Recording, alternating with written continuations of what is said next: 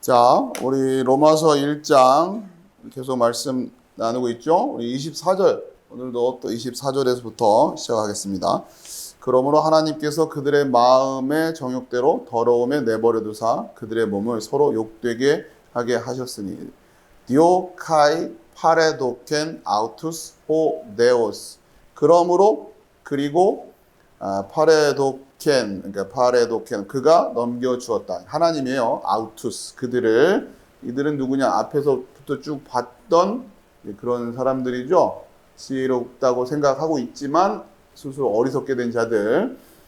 네오스 하나님께서 자 이제 그러니까 이 넘겨주었다라는 어디다 넘겨주나? 엔타이스 에피두미아이스톤 카르디온 아우톤 그들의 그렇죠? 마음의 에피두미아이스 그 탐심이죠. 우리 성경은 정욕으로 번역을 했는데 탐심입니다. 탐심.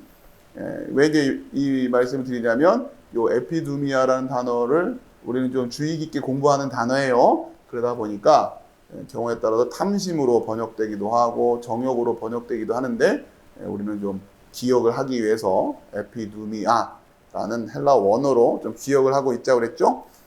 우리가 성경을 해석하는 데서 굉장히 중요한 개념 중에 하나가 됩니다. 에피두미아, 탐심. 오늘도 이제 이 단어를 계속 또 공부하게 될 겁니다. 그들의 마음의 탐심. 그리고는 결국 어떻게든 에이스, 아카다르시안, 그렇죠? 아카다르시안이면 이거는 더러움, 그렇죠? 깨끗하지 않음, 더러움. 그러니까 이제 여러분이 지금쯤이면 이제 더럽다라는 단어를 듣는 순간 어떤 이미지로 연상을 하셔야 되냐? 안, 그렇죠? 안 밖으로 구별하자고 할 때 안이에요, 안. 근데 아카다르시안이니까 뭐가 되는 거예요? 밖으로가 되는 거겠죠, 그렇죠? 그래서 그들은 지금 밖에 있게 된다라고 하는 겁니다. 그러니까 여전히 그냥 밖에 내버려 두신다라고 하는 거예요, 그렇죠? 그런 이미지로 여러분들 이렇게 해석하실 수 있어야 됩니다. 그래야 이 훈련이 계속 이어져야 성경의 주제들이 일관성 있게 보이기 시작한단 말이에요.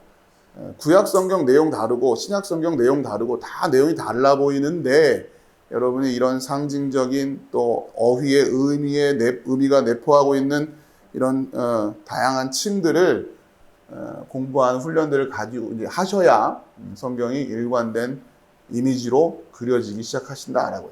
그래서 마치 어느 정도까지냐면 이 말씀을 그림으로 한번 그려봐라 해도 여러분이 그릴 수 있는 거예요. 그죠? 이들이 탐심으로 말미암아 그들의 탐심으로 말미암아 더러움 가운데 넘겨졌다고 하는 걸 여러분이 그림으로 어떻게 표현하실래요? 이제는 대충 아이디어가 좀 떠오르죠? 뭔가 안이 있고 밖이 있고 그러면 이들은 밖에다 있고 하나님은 안에 계시고 이들은 밖에 나갈 그러니까 이런 이미지로 그리는 거예요. 그렇죠? 그러면 어디가 안이고 어디가 밖이냐 이게 문제가 될 거 아닙니까?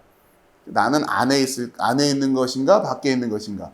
성경을 통해서 우리가 그거 공부하는 거예요. 그렇죠? 아, 그렇구나. 그러니까 하나님과 더불어 여러분 질문을 드리면 어디가 아니에요? 물어보면 어디가 아니라고 할 거예요. 하나님과 함께 있는 데가 아닌 거예요. 아시겠죠?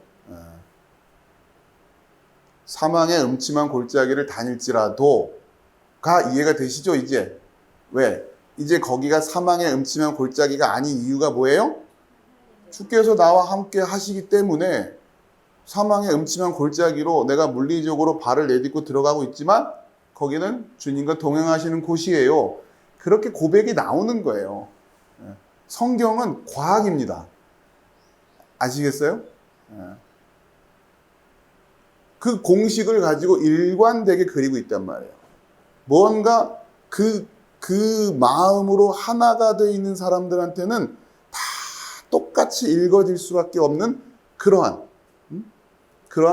말씀들이라고 하는 거예요. 그러니 다윗도 그 마음을 가지고 있었기 때문에 그 고백이 나오는 거죠. 그렇죠? 그런 의미로 이해할 수 있어야 된다. 자, 그런데 이 더럽고 깨끗하다고 하는 것, 아니다, 바뀌다라고 하는 이 기준을 이제 누가 만들어 버린다? 사람들이 만들어 버리는 게 문제다라는 거죠. 그럴 때 그 안과 밖을 기준을 나누는 그 모습 사람들이 막 만든단 말이에요. 요거는 더러운 거라고 하자. 요거는 깨끗한 거라고 하자. 이렇게 하는 게 신앙생활 잘하는 거라고 하자. 이렇게 하는 거는 아니라고 하자. 나름대로 사람들이 막 규정을 한단 말이에요. 그 규정의 모습 속에 물론 우리는 어떤 형태로든 규정을 안 할 수는 없잖아요. 물리적인 몸을 가지고 있기 때문에 규정을 안 할 수는 없지만 그 안에 분명히 그릇된 규정들이 있다고 하는 걸 여러분들이 잘 이해하셔야 되고, 보다도 근원적으로는 우리가 세우고 있는 모든 규정들은 궁극적으로는 다 어떻게 될 거냐? 다 사라지게 될 것들이라고 하는 겁니다. 아시겠죠? 그 의미를 이해하시라는 거예요. 절대적인 건 이 땅에 있을 수가 없어요. 풀은 마르고 꽃은 시드는 거예요. 아무리 예뻐 보이는 꽃이어도 시간 지나면 흘러가면 그냥, 그렇죠? 아무리 아름다워 보이는 우리가 세우는 그 성전, 그렇죠? 예? 건축 헌금해가지고 세우는 그 건물, 그게 아무리 아름다울지언정 영원하진 않단 말이에요. 그렇죠? 이런 문제를 우리가 가지고 있는 거예요. 예. 그러나 이제 조심할 게, 여기서 자칫 또 그러니까 이 세상의 모든 건 다 그냥 무의미해 이래버리는 순간 잘못하면 잘못된 회의주의로 빠지기 쉽단 말이에요. 성경은 또 그런 영성은 아니에요. 그런 회의주의가 아닙니다. 우리가 육을 가지고 있는 이 시간만큼은 또 열심히 살아야 되는 거예요. 그러나 그것이 완전하지 않다고 하는, 그러니까 그것이 영원하지 않다고 하는 것을 알면서, 그렇죠? 그게 우리 크리스찬들이 가지고 있는 이 땅에서의 삶에 대한 태도다라고 하는 거예요. 여러분 그걸 잘 이해하시기 바랍니다. 자, 그렇게 해가지고 그렇게 그들을 더러움 가운데 내버려 둔다. 자, 그러면서 그들이 그 더러움을 만들어내는 그거요. 그렇게 해서 자기들 나름대로는 거룩하다라고 말은 했지만 그게 하나님이 그 안에 안 계시기 때문에 결국 하나님과 함께하지 않기 때문에 하나님 아니었다라고 하는 거예요. 에스겔이 이걸 주제를 가리킨다고 그랬죠. 에스겔의 전체 주제는 결국 성전에서 하나님의 영광이 떠났다가 에스겔 성전이 세워지고 다시 하나님의 영광이 되돌아오는, 그걸 그리고 있는 것이 에스겔 성경의 기본적인 주제예요. 그러니까 이걸 놓치고 이걸 이해 못하고 에스겔을 100번 읽어봐야 소용이 없단 말이에요. 에스겔은 무슨 얘기를 하고 있는 거냐?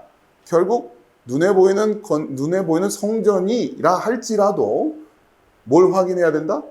거기에 하나님의 영광이 계신지 안 계신지를 확인해라, 이 얘기예요. 그죠? 그냥 성전에 내가 들어와 있다고 해서 여기 하나님이 그냥 을에 계실 거다 이렇게 생각해서는 안 된다라고 하는 거예요. 그러면 우리가 성전이라고 부르는 그 성전이 그 성전인지는 무엇로 확인할 거냐? 무엇으로 확인할 거냐? 이거를 고민해봐라. 이걸 점검해봐라. 그 주제가 에스겔의 기본적인 문제의식인 것이고, 거기에 예언적으로 그 성전이 마침내 세워질 것이고, 그렇죠? 그러니까 우리는 어쩔 수 없어, 우리는 못 만들어 이러고 끝나는 게 아니라 에스겔이 결국은 그 성전이 세워질 것이고 하나님의 영광이 임하실 것이다 라고 하는 것으로 우리에게 소망을 주고 있는 거잖아요. 그러니까 어쨌든 그 성전은 반드시 있는 거예요. 불가능이 아니란 말이에요. 있단 얘기예요. 있어요. 그러면 문제는 우리는 그걸 어떻게든 찾아내야 되는 거예요. 그죠?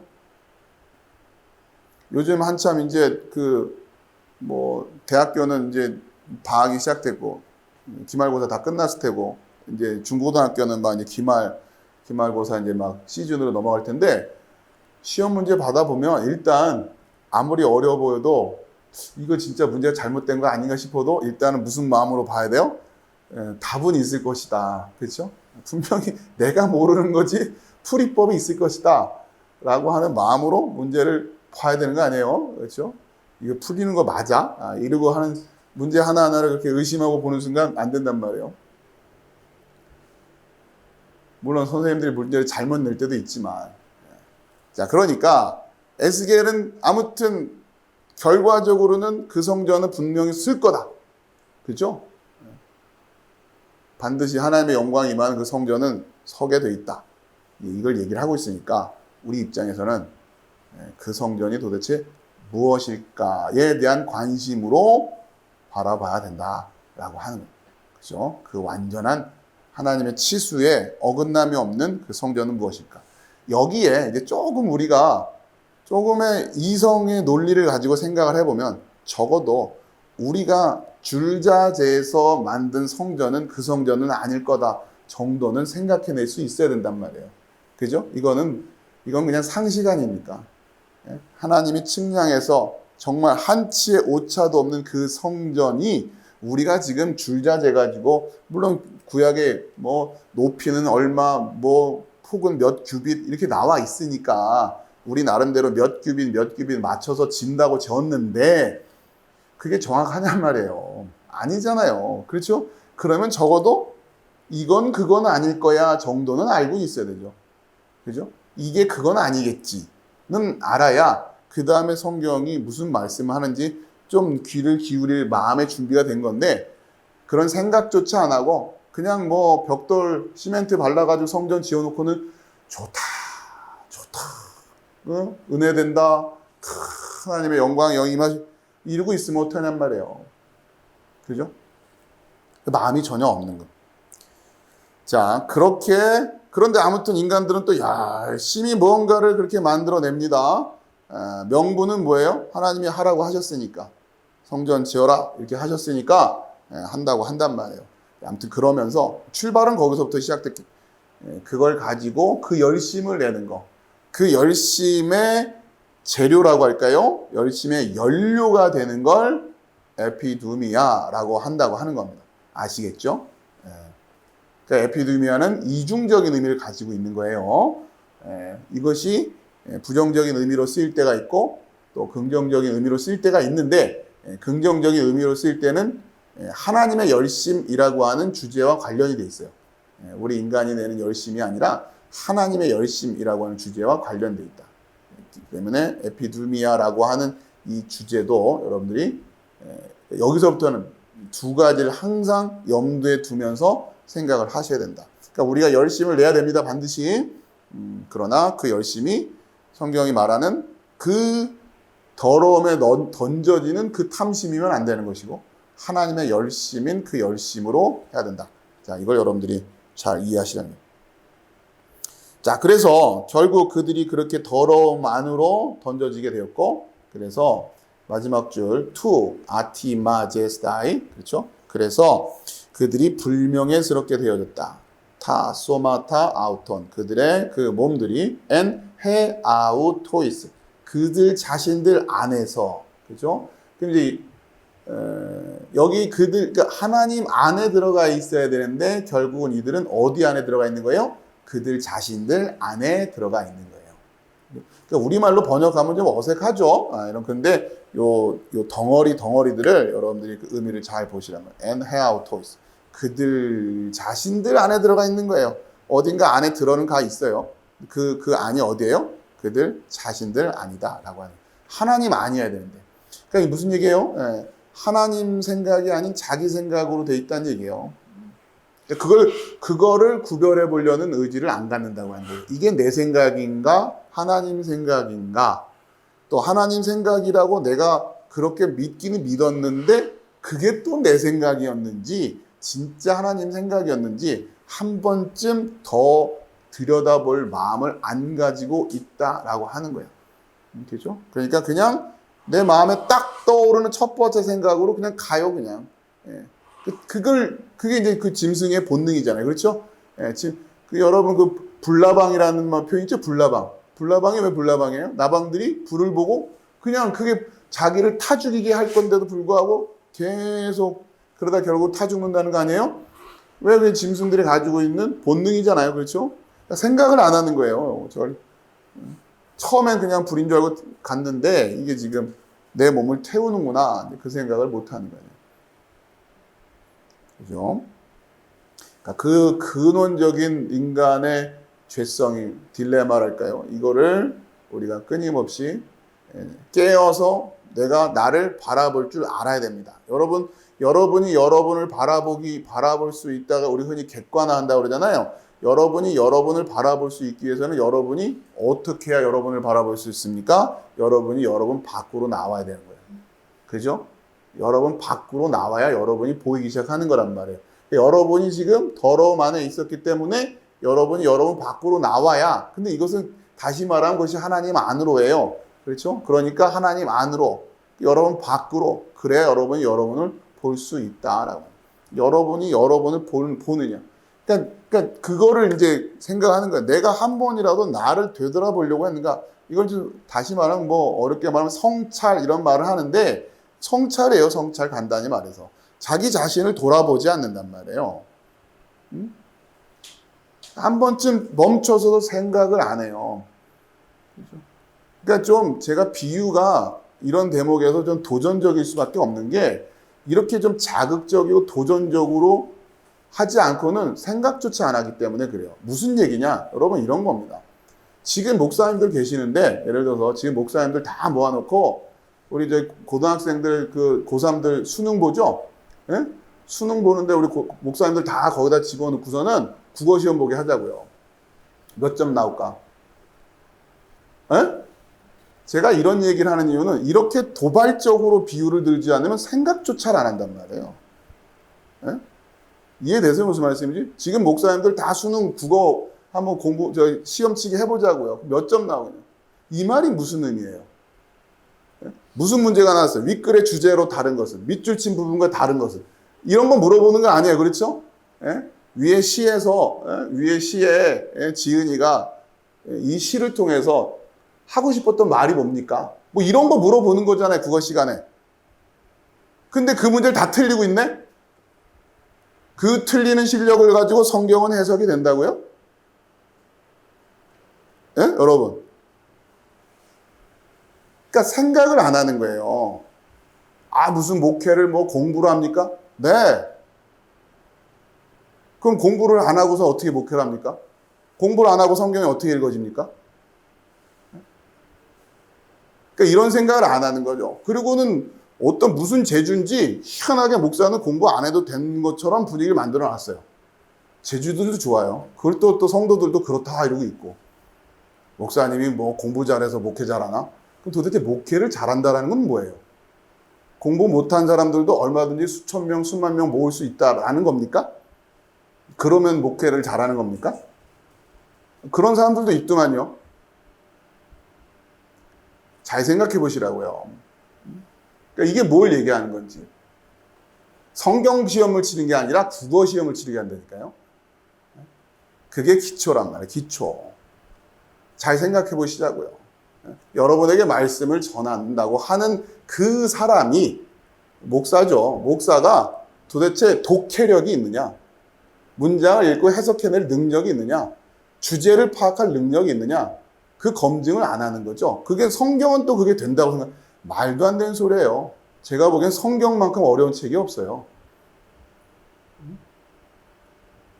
사람이 적어놓은 조금 난해한 어떤 뭐 개념이나 어휘를 가지고 쓴 책도 읽지 못해가지고 헤매는데 어떻게 성경이 해석될 거라 생각해요. 영적인 책이.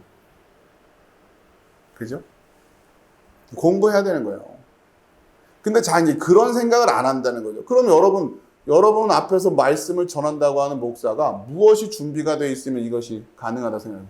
그냥 이렇게 막 읽다가 막히면, 기도하면 뭐 이렇게 음성을 들려주셔서 그런 식으로 하는 목사면은 되는 거예요? 여러분 여기 동의가 되세요?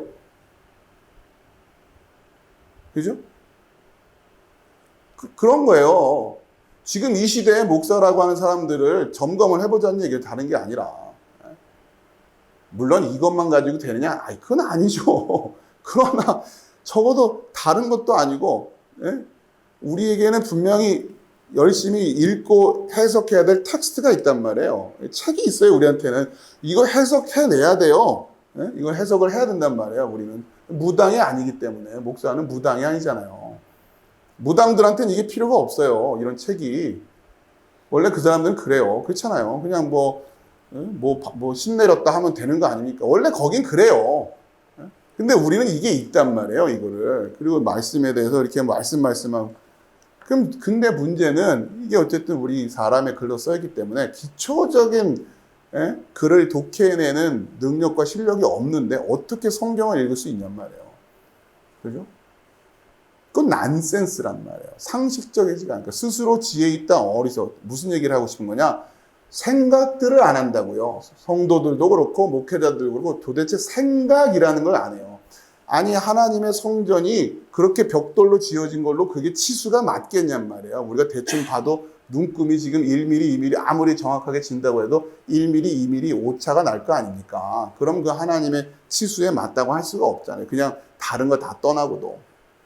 그러면 그 성전은 적어도 그 성전은 아닐 거 아니냐. 하나님이 지금 그 측량하셨는데 에스겔에 보면 적당히 여기는 5cm 남네, 여기는 적당히 10cm 모자라네, 이 정도면 뭐 잘 만들었다고 할 수 있겠네 라는 수준이겠냐고요. 아니겠죠. 그러면 적어도 우리는 이렇게 지은 걸로 안 된다, 이런 생각을 안 하니까. 마찬가지로 목회자들이 스스로가 공부하고 연구하고 하는 이 문제에 대해서 너무 지나치게 가볍게 생각하고 성도들도 여기에 대해서 아무런 문제 제기를 하지도 않고, 그렇죠? 심지어는 공부 잘하는 거랑 목회 잘하는 거랑 별반 상관이 없다, 이런 소리를 해대는 문화를 어떻게 해도 제주껏 만들어 놨어요. 그죠? 이런 얘기하면 아마 이렇게 되받아치는 사람들도 생각보다 많을 거란 말이에요. 제가 이런 얘기를 하면. 꼭 목사님이 꼭 공부를 잘해야 됩니까? 아니요. 공부를 잘해야 된다는 얘기가 아니라 성경은 해석하는 실력이 있어야 된다는 얘기를 하는 거예요. 안 그러면 무당입니다. 그러면 뭘 가지고 성경을 해석하는지를 확인할 거냔 말이에요. 그렇죠? 수능에서 점수 잘 받았다고 성경 잘 해석하냐? 그건 아니에요. 물론. 그러나 적어도 그 수준은 가지고 있어야 이걸 지금 주어가 뭔지 목적어가 뭔지 적어도 그 정도는 이해해 가면서 문장을 읽어 나가고 있다. 예? 시편을 읽으면서도 지금 이게 지금 다윗이 기쁜 마음으로 쓴 건지 슬픈 마음으로 쓴 건지, 표면적으로는 슬픈 마음으로 쓰고 있는 것 같지만 내적으로는 그 슬픔을 극복하고 있는 건지 어떻게 해석해내냔 말이에요. 지금 사람이 쓴 시도 이해를 못하는데 겉으로 드러나기에는 막 아이고 하나님 죽겠습니다, 아이고 하나님 죽겠습니다 이런 소리가 들려지니까 다윗이 절망하고 있습니다 이럴 겁니까? 차 아니잖아요. 그죠? 그러니까 지금 제가 로마서 1장 후반절을 보면서 여기서 계속 여러분과 나누고자 하는 마음이 뭐냐면, 제발 좀 생각 좀 합시다라고 하는, 생각을 좀 합시다. 생각을 합시다. 우리 교회 성도님들 뭐 물론이거냐 어떤 계기로 이 영상을 통해서 말씀을 듣게 되는 분들이 그 중에 한 분이라도 좀 생각을 바꿀 수 있는 계기가 되었으면 하는 마음으로 제가 이런 말씀을 드리는 거예요. 물론 우리 교회 성도님들에게는 이제 이런 말씀들이 상당 부분 공감이 되어지고 여러분들에게는 상식적인 수준의 신앙이 되었을 거라고 제가 신뢰하고 있지만, 이번 기회를 통해서 저희 교회 성도들 뿐만 아니라 뭐 누군지 모르겠지만 어떤 계기로 이 말씀을 듣게 되는 분들에게 울림이 되었으면 좋겠다라고 하는 거예요. 그런 난센스 같은 일들이 지금 벌어지고 있다라고 하는 21세기에. 그죠? 자, 그러면서 그게 더러우면, 그러니까 자기를 객관화하지 못해요. 여전히 그 안에 들어가 있어요. 그러니까 이 말은 다시 여러분들에게 방금 내가 말씀드렸던 그 문제의식과 더불어서, 그럼 여러분이 성경을 읽는다고 하는데, 여러분이 성경을 읽는다고 하는데 똑같은 얘기에 마찬가지로 여러분은 성경을 읽을 수 있어요? 이런 거죠. 그렇죠? 여러분은 무엇으로 성경을 읽는다고 할 겁니까? 라고 그냥 한글만 떼면 읽을 수 있는 게 성경이긴 해요. 그러면 그렇게 읽으면 성경이 읽어진 거 맞습니까? 라는 질문을 여러분 스스로 해야 되는 거죠. 그렇죠? 플러스, 그럼 도대체 여러분은 소위 말하는 설교가 참 은혜스럽다 이런 표현들을 우리 성도들이 하는데 무슨 기준으로 은혜스럽다는 얘기를 하는 거냔 말이에요. 그렇죠? 여러분이 은혜스러운 설교와 잘못된 설교를 구별할 기준을 가지고 있냔 말이에요. 그렇죠? 여러분이 듣기에 공감이 되면 은혜스러운 설교입니까? 이런 거 아니란 말이에요. 그렇죠? 그러면 안 될 거 아닙니까? 근데 그런 생각을 해보지를 않는다는 거죠. 과연 나는 성경을 읽어나갈 수 있는 어떤 소양을 내가 갖추고 있다고 할 수 있을까? 내가 과연 올바른 설교와 그렇지 못한 설교를 구별할 안목을 가지고 있다고 할 수 있을까? 그죠? 그러니까 이런 부분에 대한 점검을 스스로 안 한단 말이에요. 내가 무엇을 가지고 내가 이 말씀을 온전히 이해했다고 확인할 것이냐? 이게 참 어려운 일이에요. 결국 우리는 성경을 통해서 그 문제점을 끊임없이 붙들고 가야 되는 거예요. 그래도 답은 여기밖에 없으니까. 성경을 내가 제대로 읽었다라고 뭘 가지고 확인할 거냔 말이에요. 그렇죠? 똑같은 거예요. 제가 전하는 말씀이 제대로 된 말씀이라는 걸 여러분은 무엇으로 확인할 거냐? 쉬운 얘기가 아니에요. 그러니까 이러한 문제를 하기 시작하면서부터 이제 성경의 메시지를 여러분들이 고민하기 시작하고 읽기 시작하는 거예요. 그런데 적어도 그렇죠? 그러니까 아주 기초적인 얘기를 하는 거예요. 아주 기초적인 얘기. 말씀을 붙들고 공부하지 않을 때 조심하라는 겁니다. 아시겠죠?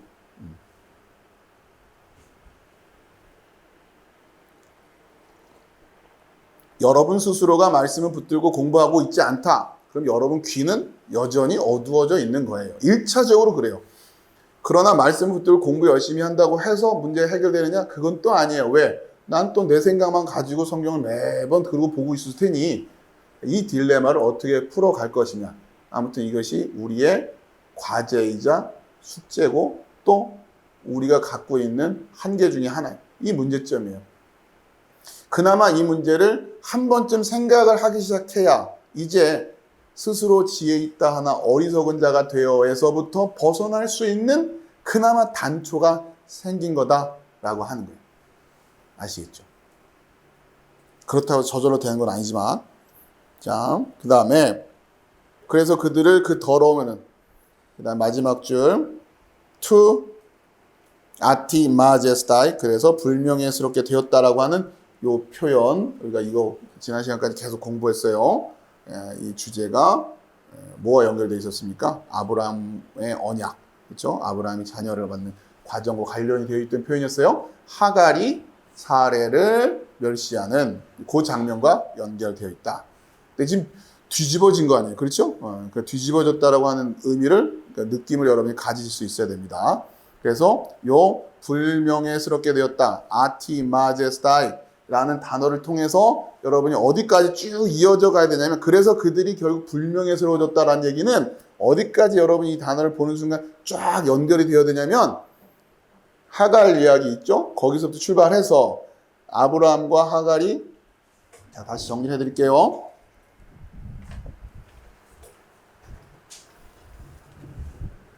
아브라함이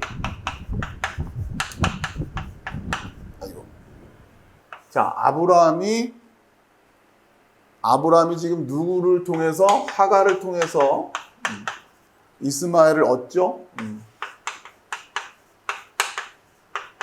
자, 그런데 하나님께서 이스마엘은 내가 약속한 너의 자식이 아니다. 이렇게 말씀하셨어요. 그리고는 그러니까 하갈이 아니라 사레를 통해서 내가 이제 자식을 너에게 줄 거다. 이런 말씀하셨는데 이스마엘과 여러분 아시다시피 이삭인데 이스마엘과 이삭을 구별짓는 중심적인 단어가 뭐라고 그랬죠? 언약이라고 했어요. 그렇죠? 잘 기억하세요. 이스마엘에게는 없고 이삭에게 있는 것이 뭐라고요? 언약이라는, 그렇죠? 이삭에게는 언약이 있다. 그러니까 이스마엘과 난 언약 안 맺을 거야 이 얘기시고 나는 이삭과 언약을 맺을 거야 라고 하는 거예요. 그렇죠? 그러면서 이 언약을 가지고 있는 자들이 여기서 말하는 바로 그 아브라함의 자손이 되는 거예요. 그렇죠? 믿음의 자녀들이 되는 겁니다. 자, 이걸 유대인들은 당연히 자기들이라고 생각한 거예요. 그렇죠? 왜? 자기들은 혈통이 믿음의 조상 아브라함, 우리의 조상 아브라함 하고 있으니까 이스라엘 사람들은 자기들은 당연히 이 라인이라고 생각했던 거고 바울이 지금 여기서 무슨 얘기를 해요? 새 언약 얘기를 하는 거죠. 새 언약 통해서 이걸 가지고 이방인들에게 전파를 하고 있는 거란 말이에요. 또 마찬가지로 로마서 2장으로 가면 너희들이 율법 가지고 있다고 해서 저절로 저 언약의 자녀가 되는 게 아니다. 이런 얘기를 이어가는 거고요. 자, 그러니까 그래서 그들이 몸을 서로 욕되게 했다. 그들이 결국은 불명예스럽게 되었다. 욕되게 했다. 요 단어를 보는 순간 그래서 결국 이들은 어디 안에 들어가지 못하게 되었다? 요 언약 안으로 들어가지 못하게 되었다고 하는 것까지 이 흐름으로 쭉 여러분들이 이 단어가 이어져야 되는 거예요. 그러니까 밖으로 내쫓겨졌다. 그렇죠? 더러움으로 내버려 두셨다 할 때에 결국 이들이 서 있는 위치가 어디냐? 요 자리가 아니라 이 자리로 가 있다라고 하는 거예요. 그죠? 여러분 아무튼 계속해서 내가 저 라인 안에 있느냐, 저 계열 안으로 들어와 있느냐, 아니냐에 대한 관심으로 성경을 읽으려고 하는 거예요. 다른 이유가 아니에요. 성경을 여러분 잘 해석해야 될 이유가 뭡니까? 잘 봐야 될 이유가 뭡니까? 결국 내가 여기에 있는가라고 하는 걸 보려고 하는 거기 때문에. 그러니까 지금 이 표현을 읽으면서 이 스토리가 쫙 여러분 머릿속에 쫙 이렇게 마치 영화 한 편 보고 나면 쫙 이렇게 생각나듯이 쫙 연결이 돼야 된단 말이에요. 그래서 글은 결국 그렇게 되었다. 자, 지난 시간에 이 이야기를 우리가 쭉 살펴봤고요. 이제 25절 이어갑시다. 호이티네스 메텔락산 텐 알레데이안 투 데우 엔토 푸세우 데이 카이 에세바스 데산 카이 엘라트레우산 테 크티세이 파라톤 크티산타 호스 에스틴 에울로게토스 에이스 투스 아이오나스 아멘. 자, 우선 한번 우리가 읽어봤고요. 이는 그들이 하나님의 진리를 거짓 것으로 바꾸어 피조물을 조물주보다 더 경배하고 섬김이라. 주는 곧 영원히 찬송하실 이시로다. 아멘. 자, 25절인데 이제 우리 헬라어 보면서 하나씩 봅시다. 자, 그러면서 첫 단어가 호이티네스. 왜냐하면 이건 이제 앞에 영어로 말하면 관계대명사라고 생각하시면 됩니까? 그들이 그렇게 해서 24절까지 쭉 얘기했던 그들이 있잖아요. 자, 그들이 누구냐면 바로 그 사람들인데 그 다음 두 번째 메텔락산이에요. 메텔락산. 그들이 바꾸었다. 자, 이 바꾸다라는 개념은 앞에서도 계속 우리가 확인하고 있는 거죠. 그들이 바꾸었다. 뭘 바꿨냐면 텐 알레데이안 진리를 투 데우 하나님의 진리를 그러니까 우리말로는 진리를 거짓 것으로 바꾸었다 이렇게 번역을 했는데 헬라어 보면 진리를 마지막에 엔토 푸세우데이 그렇게 됐죠. 거짓 안에 그렇죠. 진리를 거짓 것으로 바꿨다. 의미가 무슨 말인지는 알겠어요. 자, 그런데 이제 표현을 잘 보시란 말이에요.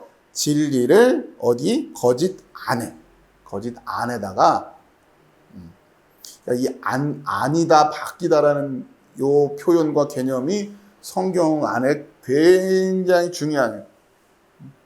두 개만 딱 고르라 했을 때 결국 요거다. 우리 입장에서는 아니냐 바뀌냐예요, 결국. 성경 다 읽고 나서 우리한테 성취되어야 될 게 뭐냐? 성경을 통해서 우리가 구원받았다고 할 때 우리에게 성취되어야 될 게 뭐냐? 결국 내가 하나님 안에 들어와 있느냐? 하나님 바뀌냐? 요거 확인하는 거란 말이에요. 한 단어 딱 고르라면은 아니에요, 안. 이게 진리로 서 있어야 된다라고 하는 겁니다. 그러니까 이제 그럼 이제 뒤집어 생각하면 성경의 진리를 어그러뜨리는 사람들은 다 뭘 뒤집어 놓는 거예요? 요 안팎을 뒤집어 놓는 거예요. 그렇죠? 안팎을 뒤집어 놓는다. 안이 밖이 되고 밖이 아니 되는. 출입을 할 줄 모릅니다. 이런 얘기가 다 똑같은 얘기예요. 깨끗한 걸 더럽다고 하고 더러운 걸 깨끗하고 하고. 그렇게 보실 줄 알아야 돼요. 자, 거기에 우선 진리, 지난번에 우리가 살펴봤죠. 진리라는 건 어떤 이미지로 이해하냐면 진리라고 하는 것은 덮여져 있던 것이, 그러니까 감추어져 있던 것이 드러난 거라는 개념으로 진리를 설명하고 있어요. 헬라어의 어감으로 그렇다는 얘기예요. 우리는 진리하면 그런 어감이 없잖아요. 우리는 감추어졌던 것이 드러나고 그런 얘기 없죠. 그냥 진리는 뭐예요? 그냥 참된 이치 정도가 우리에게는 진리죠. 참된 이치를 진리라고 하는 거예요. 영어는 truth. truth도 뭐 그냥 뭐 참된 거 그냥 그 정도인데 헬라어의 언어는 감추어졌던 것이 드러난 거 이런 의미로 진리라고 이야기한단 말이에요. 자, 그런데 그것을 어디다가 엔토 푸세우데이 거짓 푸세우데이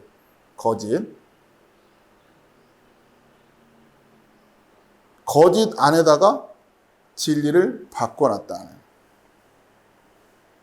자, 먼저 이 거짓이란 단어, 그러니까 우리가 이제 이 깨어 있어서 끊임없이 분별해야 될 것이 뭡니까? 이 거짓이죠. 이 거짓에 대한 개념을 성경은 계속 경계하고 있어요. 예수님도 그렇고 사도들도 그렇고. 먼저 이 거짓을 고린도후서 11장으로 가봅시다. 고린도후서 11장.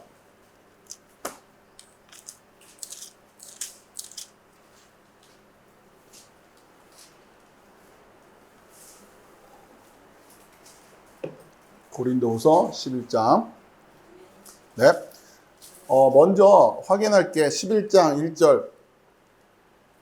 원하건대 너희는 나의 좀 어리석은 것을 용납하라. 청하건대 나를 용납하라. 요거 잠깐 보려고 그러는 거예요. 내가 하나님의 열심으로 너희를 위하여 열심을 내노니, 요거 아까 제가 잠깐 얘기했죠. 이 에피두미아라는 요 개념을 이해할 때 하나님의 열심이 있단 말이에요. 우리 인간들도 막 뭔가를 만들어내려고 열심을 내는데 우리가 내야 될 열심이 있어요. 그건 무슨 열심? 하나님의 열심의 측면에서의 열심이에요. 겉으로 봤을 땐 비슷해 보여요. 에피두미아의 열심과 하나님의 열심과 크게 다르지 않아 보인단 말이에요. 아시겠죠? 겉으로 볼 땐 그래요. 그러나 분명히 성경은 구별하고 있다. 사도 바울이 하나님의 열심을 위하여 너희를 위하여 열심을 내노니 라고 이야기하고 있어요. 그렇죠? 그러니까 우리가 이러한 삶을 살아야 되는 겁니다. 신앙생활 하는 데 있어서 열심히 살아야 돼요. 열심히 사는데 어느 수준으로? 하나님의 열심으로. 그것이 겉으로 보일 때는 마음의 탐심으로 열심을 내는 사람들과 크게 달라 보이지 않아요. 분명히. 그러나 분명히 구별되어 있어야 된다. 아무튼 이건 나중에 이 주제는 또 필요한 데 가서 우리가 공부하도록 하고, 고린도후서 11장을 온 김에 잠깐 체크를 한 겁니다. 여러분이 이런 말이 있구나. 머릿속에 잘 기억해요. 하나님의 열심을 위하여 열심으로 너희를 위하여 열심을 내노니, 그러니까 사도 바울이 지금 목회적인 차원에서 열심을 낸다는 얘기예요. 지금 그러면서 너희를 정결한 처녀로 한 남편인 그리스도께 드리려고 중매함이로다. 그러니까 사도 바울이 이거 열심히 바라는 거 다른 거 없다. 여러분 한 분 한 분이 그리스도의 정결한 신부가 되는 거야. 내가 그 중매쟁이가 되는 거야. 나 그걸 위해서 열심히 낸다. 네. 그러나 나는, 그러니까 저도 마찬가지예요. 저도 다른 게 아니라 여러분 한 분 한 분이 성경 읽어낼 수 있는 분들로 서가기를 바라는 거예요. 그래서 여러분 한 분 한 분이 말씀을 통해서 하나님을 만나고 그 귀한 의미가 무엇인지를 깨달아가면서 여러분과 하나님 사이에 저 같은 사람이 개입되지 않고 직접 하나님의 음성을 들으면서 말씀을 통해서 분별해가면서, 그러나 그것이 내 생각인지 나의 잘못된 생각인지 그것을 여러분 밖에서 여러분을 바라볼 줄 알게 되어서 스스로 지혜 있다나 어리석게 된 것은 아닌지에 대한 자기 점검을 해가면서 그렇게 할 수 있는 분들이 되기를 제가 바라는 거죠. 저는 그러니까 제 목회의 처음과 끝은 이겁니다. 다른 것이 없어요. 저는 여러분들에게 그거 말고는 제가 열심을 낼 이유도 없고, 그것만이 제가 그러나 그 부분만큼은 하나님의 열심으로 열심을 내고자 한다는 거죠. 3절, 그런데 3절, 뱀이 그 간계로 하와를 미혹한 것 같이 너희 마음이 그리스도를 향하는 진실함과 깨끗함에서 떠나. 그러니까 왜 진실함과 깨끗함에서 떠나라는 표현이 또 나오는지를 이제 아시겠죠? 이제 깨끗함에서 떠난다라는 표현이 자연스럽죠? 밖으로 나가는 건 개념이 되기 때문에 깨끗함에서 떠나 이런 이미지로 그려지는 거예요. 깨끗함으로 밖으로 나가면 더러움이 되는 거니까. 떠나 부패할까 두려워하노라. 거기가 바뀌고 거기가 거기가 썩어지는 것인데 이게 좋아 보이니까 그걸 깨끗하다고 생각하고 그러니 탕자처럼 뛰쳐나가는 거 아니에요. 아버지 집을 뛰쳐나간단 말이에요. 그러지 말라니. 자, 우선 그 정도까지 말씀드리고 오늘 보려고 했던 것은 13절이에요. 그런 사람들은 거짓 사도요 속이는 일꾼이니 자기를 그리스도의 사도로 가장하는 자들이니라. 이런 자들이 있다고 하는 겁니다. 그렇죠? 사도 바울이 이야기하고 있어요. 거짓 사도가 있다는 얘기예요. 그런데 거짓 사도가 다른 거 들고 오면서 속이는 게 아니라 뭐라고 속인다는 거예요? 자기를 누구로? 그리스도의 사도로 가장한단 말이에요. 무슨 아테네의 철학을 전하고 무슨 엉뚱한 종교 전하고 그런 거라면 뭐 그렇죠? 그런데 문제는 뭐예요? 자기도 그리스도의 사도다 이렇게 얘기를 하는 거예요. 오늘날식으로 말하면 나도 목사야 이런 얘기 한다는 거 아닙니까? 그러니까 결국 여러분들이 뭘 구별할 수 있어야 된다는 얘기예요.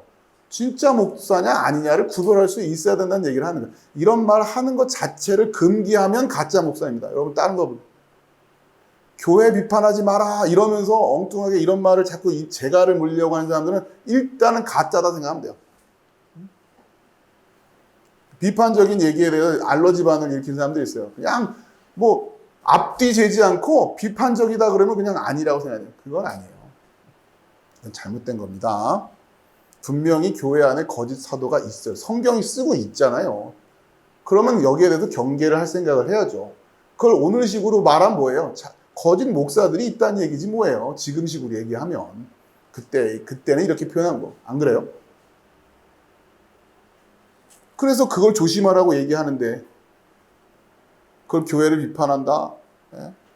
이런 식으로 그거를 요즘식으로 말해서 쉴드 치려고 하면 그건 그 저희를 생각해요. 뭔가 지금 그러면서 그럼 무엇이 참이고 무엇이 거짓이냐 어떤 목사가 이런 구별을 하려고 해야 되고 그 주제에 대해서 관심을 가져야 된다는 거예요.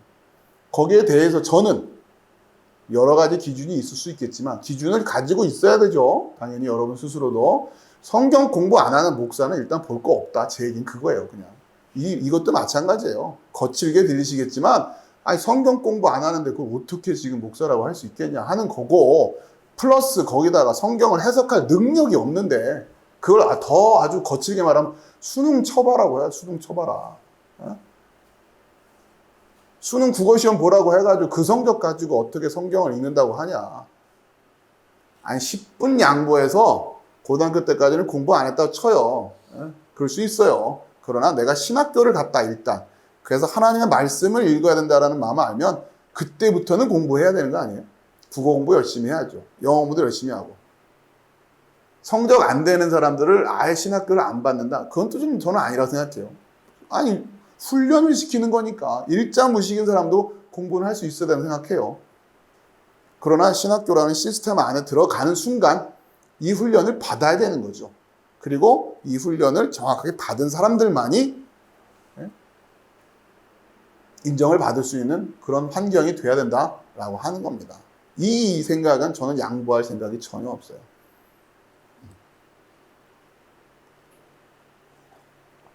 어떻게 거짓 사도를 구별할 거냐? 그죠?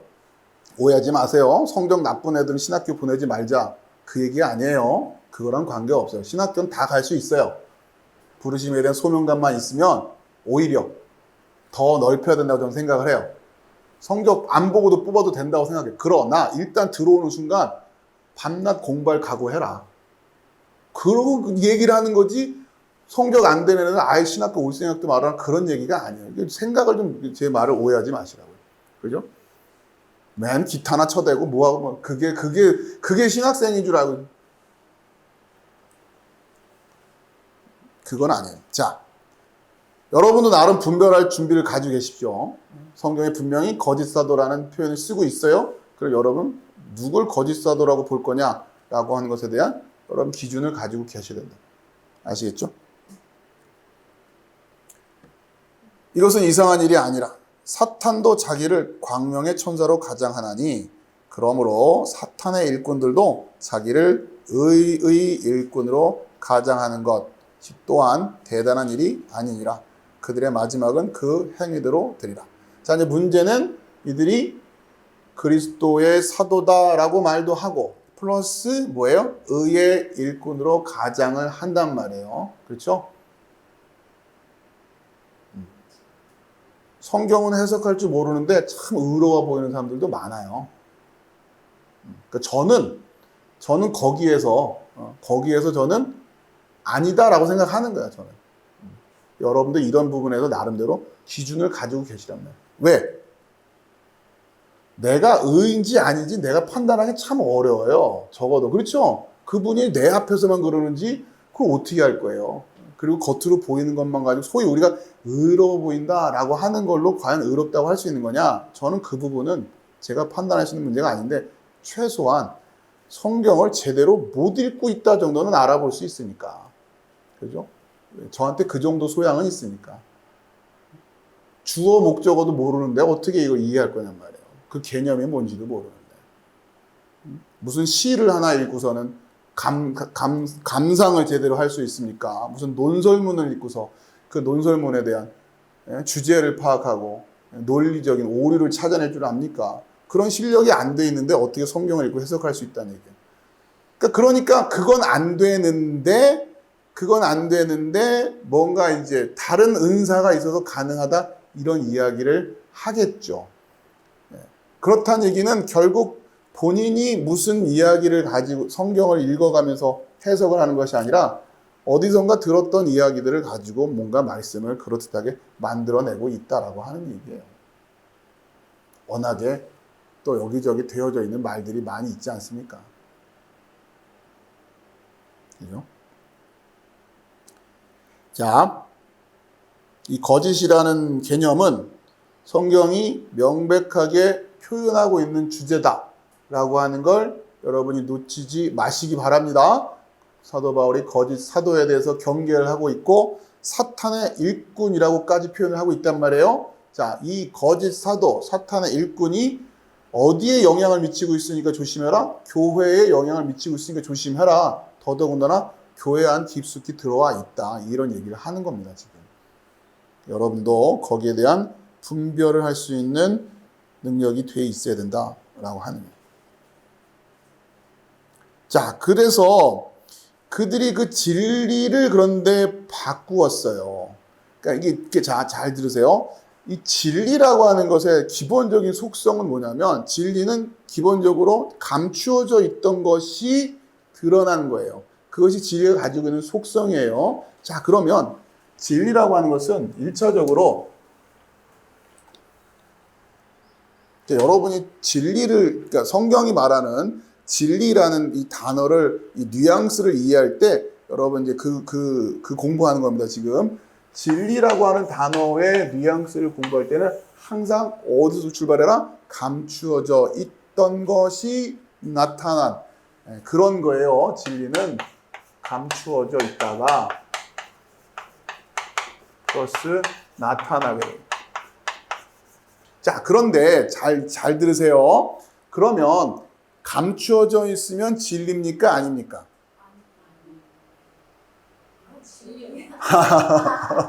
잘 들으세요. 감추어져 있으면 진리예요? 아니에요? 진리예요. 그러니까 비포 애프터가 있는데 감추어져 있던 것이 나타난 걸 진리라고 해요. 맞아요. 그런데 그걸 조금 더 생각해 보면 논리입니다. 이 논리로 조금 더 생각해 보면 진리라고 하는 것이 우리에게 아직 나타나지 않은 상태로 여전히 어떤 상태로 있을 수 있다? 감추어져 있는 상태로 있을 수 있다라고 하는 거예요. 여러분 이걸 놓치면 안 됩니다. 아시겠죠? 자, 그런데 이 진리를 거짓 것으로 바꿨다는 말이 무엇일까? 그러면 잘 들으세요. 그러니까 이걸 우리가 놓치면 자꾸 엉뚱한 얘기를 감추어져 있어도 돼요, 안 돼요, 진리가? 이게 여러분 마음에 이게 이상하게 여러분 그 시험 칠 때 나는 요거 맞는 것 같아 지금 난 맨날 틀리죠. 예? 이거라고 생각해 찍었는데 틀려. 이상하지? 그렇죠? 희한하죠? 다시. 그러니까 왜 그러냐면 여러분이 아직 가르쳐주는 그 원리가 완전히 체화가 안 됐기 때문에 그게 딱 내 것이 되면 이렇게 비틀어서 내고 저렇게 꽈서 내도 다 맞추게 돼요. 그게 안 되면 살짝 말만 바꾸면 헷갈려서 이제 그것도 다시 진리라고 하는 것이 어떤 의미를 가지고 있냐면 감추어져 있던 것이 나타난 것을 말하는 겁니다. 자, 그러면 감추어져 있는 건 진리예요, 아니에요?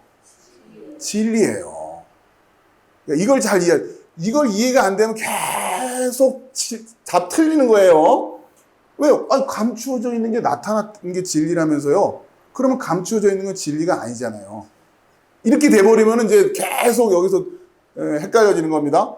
아니, 잘 들으세요. 감추어져 있던 게 나타난 걸 진리라고 한다니까요. 그럼 진리도 왕년에는 어떤 때가 있었던 거예요? 그죠? 감추어져 있었던 때가 있는 거예요. 이해되시죠? 그죠? 감추어져 있던 때가 있어요. 진리가 그래서 자, 그러면 진리가 감추어져 있어도 돼요, 안 돼요? 되죠. 이해되시죠? 감추어져 있어도 되는 거예요. 그러니까 여러분이 이게 이해가 돼야 이 말씀이 이해가 됩니다. 거짓 것으로 바꿨다고 하는 것이 이해가 되는 거예요. 진리를 거짓 것으로 바꿨다는 얘기가 뭐냐? 자, 감추어져 있어도 되는 걸 거짓으로 바꿨다는 얘기가 뭡니까? 감추어진 걸 어떻게 했다? 나타나게 했다. 이해되세요? 무슨 말씀인지? 자, 무슨 얘기냐면 성경 잘 풀어준다고 다 진리가 아닌 거예요. 아시겠어요? 모르는 건 모르는 대로 놔두는 게 뭐다? 진리다라고 하는 거예요. 그러니까 거짓 교사들의 특징이 뭐냐면 모르는 게 없어요. 이단들 가서 물어봐요. 모르는 거 없어요. 이해되세요? 모른다는 얘기 절대로 안 해요. 여러분 저한테 물어보세요. 전 모르는 거 투성이에요. 아니 이렇게 가르치면서 나는 다 안다고 말할 수는 없잖아요. 그러니까 이단은 그게 아니기 때문에 이단한테 가면 모르는 건 없어요. 거기 다 알아 다. 그렇게 얘기를 한단 말이에요. 그러면 그걸 보는 순간 여긴 뭐다? 이단이구나. 비진리구나. 알아보면 되는 거예요. 어떻게 다 알아요. 그러니까 이걸 지금 이런 거예요. 제가 이걸 다 안다? 라고 어떻게 말합니까? 하나하나 신비를 풀어가는 거죠.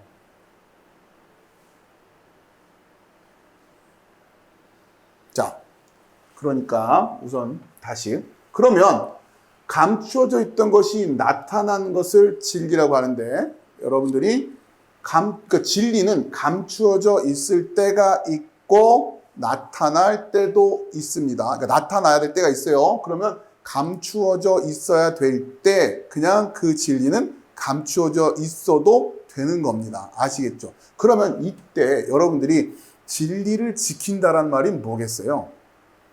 말 그대로 그냥 가지고 있는 거예요. 뭔지도 모르고 정확히 모르지만 가지고 있는 거예요. 자, 이런 이미지로 생각해 보세요. 이 상자 안에 진리가 담겨 있어요. 그런데 그게 뭔지는 몰라. 여러분들에게 진리를 지켜라 그러면 어떻게 할래요?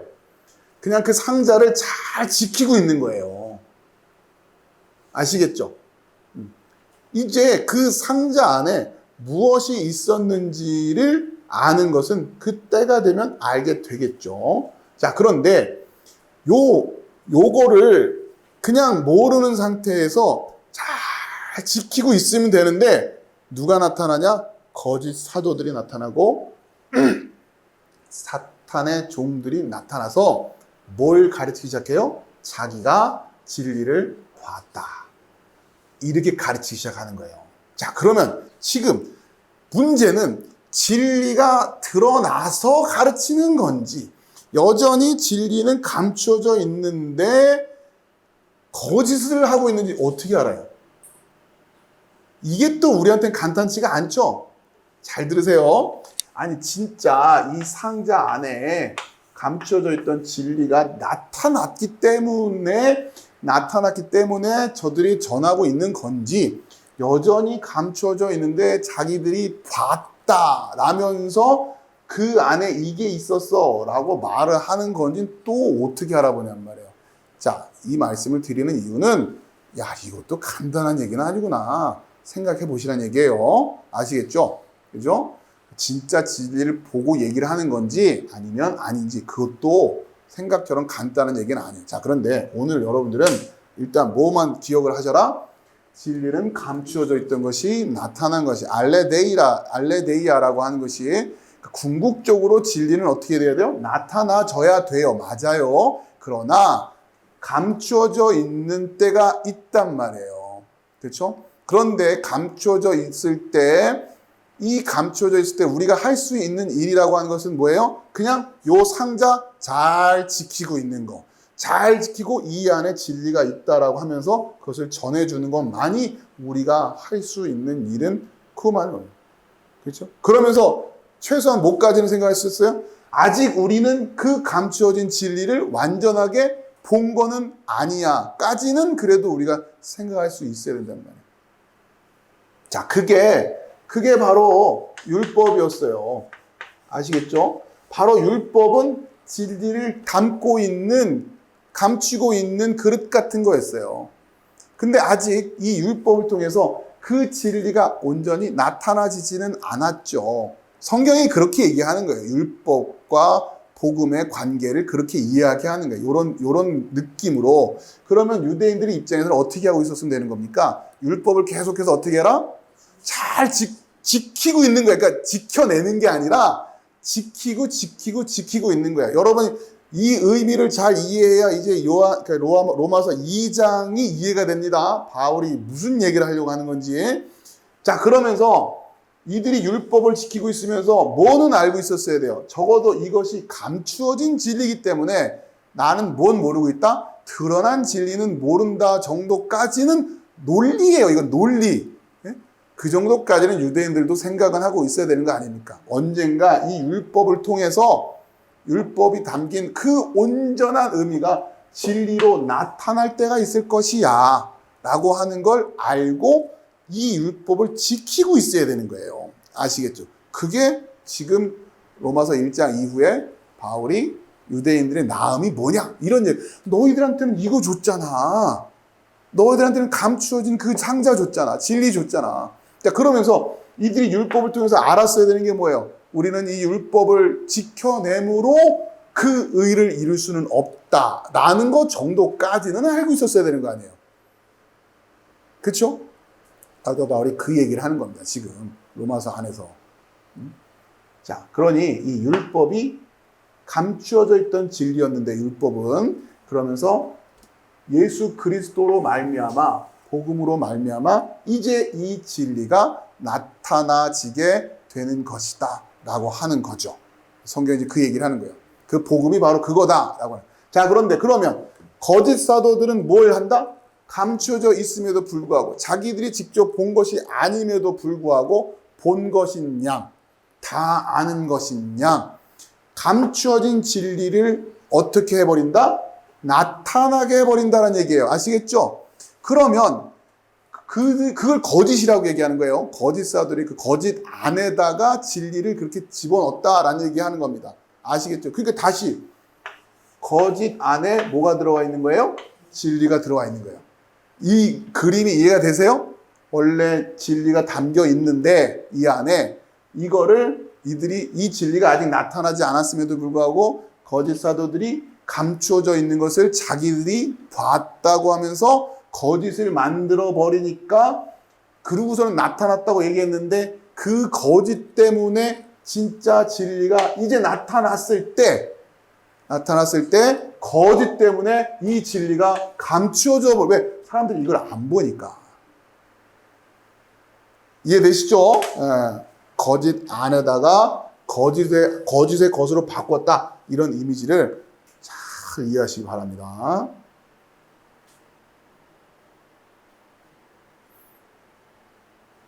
지금 로마서의 이 메시지가요, 이제 엄청난 이야기를 하는 거예요. 단순히 그냥 로마서 1장 후반에 사람들이 저렇게 그냥 엉망으로 살잖아, 이런 수준의 얘기가 아니에요, 지금.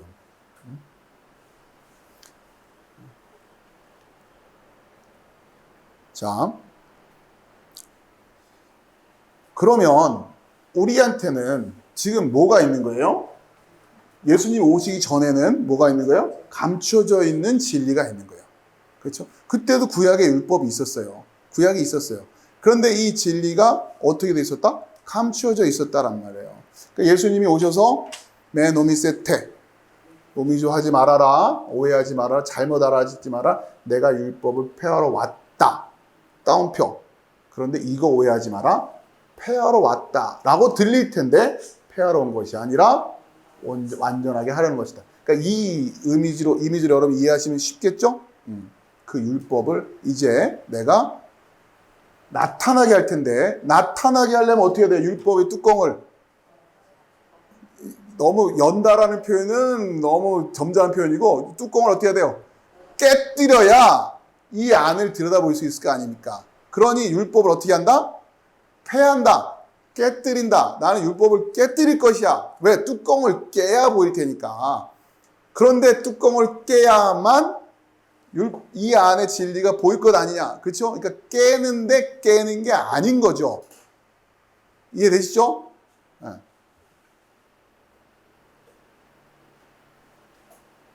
근데 이게 유대인들이 왜 율법을 깨? 이러고 있는 거 아니에요, 지금.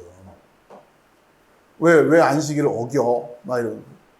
왜 죄인들과 함께 식사를 해? 막 이런단 말이에요. 예수님이 지금 이 뚜껑을 깨고 있는 거예요. 진짜 진리를 보여주시기 위해서. 그게 율법을 지키는 거였어요. 왜? 율법의 의미가 그거였으니까. 그런 율법을 어기는 걸로 보일 텐데 그게 아니라 완전하게 하는 것이다.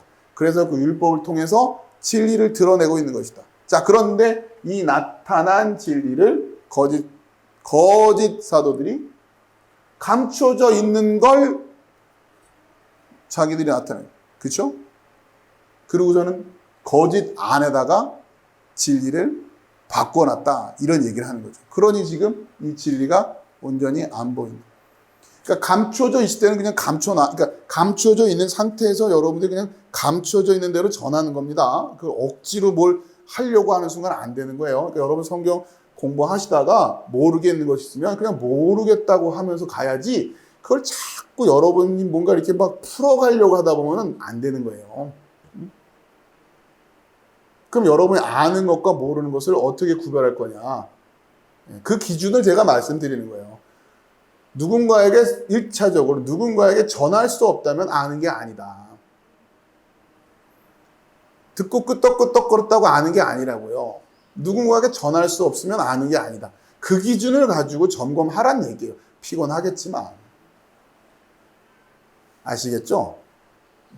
그 전해보면 나와요. 알고 전하는 건지 앞뒤 말도, 왜? 몇 마디 질문해보면 다 나오거든요. 이걸 내가 진짜 알고서 하는 얘기인지 앵무새 마냥 흉내내고 있는 것인지. 조금만 말만 비틀어서 질문하면, 혹은 진짜 궁금해서 물어보면 대답을 못한단 말이에요. 그렇다고 해서 주눅들라는 얘기가 아니라, 그렇구나, 내가 여기까지밖에 모르는구나 하고 또 공부하면 되는 거예요. 아, 그러네, 거기까지. 이게 우리가 소위 주변 사람들한테 말씀을 전한다고 할 때도 이런 태도를 가지고 전하는 겁니다. 우리 크리스찬들이 문제가 되는 게 뭐냐? 알지도 못하면서 다 아는 척을 한다니까요. 소위 전도한다고 하면서 아는 건 아무것도 없는데 뭘 다 아는 척해요. 그니 얼마나 우습게 느껴지겠어요. 조금만, 오히려 교회를 안 다니는 사람들은 선입견이 없다 보니까 그냥 순수한 질문을 해야 돼요. 그런데 자기가 생각할 때는 저 말이 되려면 이 질문에 답이 나와야 될 텐데 내 질문에 답은 안 나오면서 자기들이 뭐가 된대. 이게 도대체 뭐지? 아니, 결국은 착하게 살자는 얘기인 것이 들리는데, 그럼 결국은 착하게 살라는 얘기 아니야? 근데 또 아니래. 뭐가 아니냐? 또 생각처럼 속 시원하게 답은 또 못해줘. 그게요, 단순히 이 진리라고 하는 이것을 이해가는 체계가 만만치 않죠. 이것도 훈련이 필요한 거예요. 그러나 여러분도 경험해봐서 알지만 적어도 내 앞에서 이야기를 하는 사람이 충분히 소화를 하고 하는 얘기인지 아니면 막 임기응변으로 둘러대고 있는 건지는 몇 마디 섞어보면 다 대충 나오지 않습니까? 그죠? 많은 크리스찬들이 임기응변으로 말을 그냥 그렇게 그러고 있는 게 좀 그나마 좀 진지하게 접근하는 사람들한테는 금방 들통이 난다고요.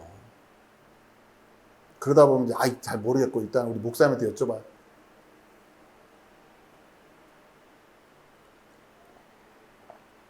그러면 곤란하다.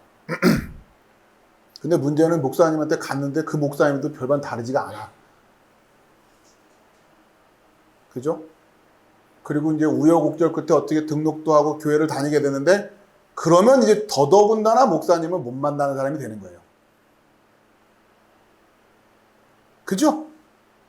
그나마 새 가족일 때 만나서 얘기나 나누지 이제 조금 이제 그나마 되면 목사님 막 가서 궁금한 게 있는데 이럴 수 있는 분이 아닌 분이 돼버렸어요. 어느 틈엔가. 자기도 모르는 사이에 어느 틈엔가 그 조직 안에 들어와 있는 거죠. 그 시스템 안에. 그죠? 뭐 궁금한 걸 이제. 그러고 나서 보니 주변 분들도 다 뭐 그런 거예요. 뭐 성경을 뭐 열심히 뭐 연구하는 것 같지도 않고, 궁금해 하지도 않고, 서로 뭐 만나서 차 마시자고 해서 나가봤더니 하는 얘기 들어보면 맨 그냥 뭐. 근데 뭐 그 얘기가 자기도 재미는 있거든. 그렇죠. 처음 한두 번에야 뭐 그러다가 근데 자기도 그 얘기가 재밌으니까 같이 섞여서 막 얘기하고 뭐 그 어느 틈인가 그냥 친해지죠. 응? 집사님, 권사님들하고 친해져서 또 그냥 그 분위기 속에서 막 그래서 이제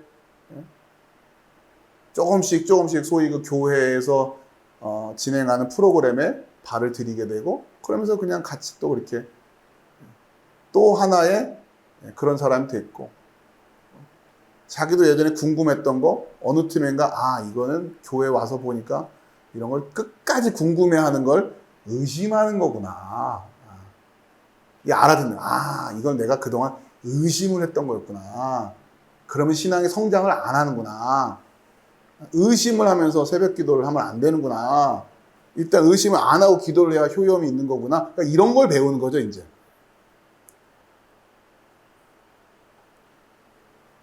그러고서는 또 이제 옆에 집 아줌마한테 똑같은 모습으로 전도를 합니다. 잘 모르겠고 목사님한테 갑시다.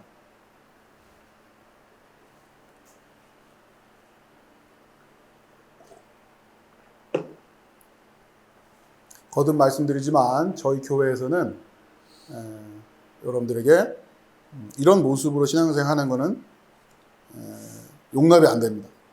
여러분들이 도전 받으셔야 되고요. 반드시 여러분의 보폭만큼 매 순간 애쓰려고 해야 돼요. 자, 거기에는 누가 더 잘하고 잘못하고 그런 거 없어요. 더 잘한다 모른다 이런 평가를 하려고 하는 것도 아니에요. 그 마음을 잘 이해하셔야 돼요. 자, 그러면 이 감추어져 있던 것이 이제 나타나요. 그렇죠? 요 메커니즘을 잘 이해하시기 바랍니다. 자, 그런데 이 과정에서 거짓 선지자들이 이제 거짓 것으로 만든다라고 하는 거죠. 자, 그러면서 그러니까 이게 그냥 감추어져 있는 상태로 놔두질 못한다는 얘기예요. 인간들이. 그러면서 요 감추어져 있는 대로 그냥 놔두고 하나님의 때를 기다리는 것이 아니라 하나님께서 가르쳐 주실 때를 기다리는 것이 아니라 어떻게든 자기가 뭔가 해결하려고 달려들죠. 감추어진 거를 그냥 놔두지 못해요. 이게 또 인간이 가지고 있는 죄성 중에 하나란 말이에요. 그럴 땐 열심이죠.